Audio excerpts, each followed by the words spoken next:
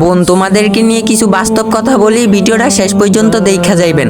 পুকুরের পানি সবাই ব্যবহার করে কিন্তু কেউ খায় না। আলু সবার সাথে মিশে কিন্তু সবাই খেতে পছন্দ করে না। মিষ্টির দোকানে এমনিতেই মাছি বেশি থাকে, সেটা দোকানদারের অ্যাটিটিউড না। খোসা সহ কলমের দাম 5 টাকা ঠিকই, কিন্তু খোসা ফেলে দিলে তখন কাউকে পিড়িতে দিলেও নিবে না, তখন সেটা মাছি মশার খাবার হবে। তোমাকে এটাই বলতে চাই, তোমার দেহকে এরকম করো না যে সবাই পুকুরের পানির মতো ব্যবহার করবে। তোমার মনকে আলুর মতো করো না যে সবাই মিশবে কিন্তু কেউ পছন্দ করবে না। তুমি তোমার মনকে মিষ্টির দোকানের মতো বানিও না যে সবাই মশা মাছির মতো ঢুকবে, ক্ষুধা মিটিয়ে চলে যাবে। তোমার শরীরকে কলার মতো খুলে দিও না যেখানে মশা মাছি এসে ক্ষুধা মিটিয়ে চলে যাবে অথচ কাউকে ফিরিতে দিলে নিবে না। তুমি এখন যাদেরকে নিয়ে মজা করছো বা দিচ্ছ তারাই তোমাকে দিন শেষে ব্যবহার করে চলে যাবে। বোন, বর্তমান সময়ের পরিস্থিতি খুবই ভয়ঙ্কর, মোকাবেলা করতে পারবা না।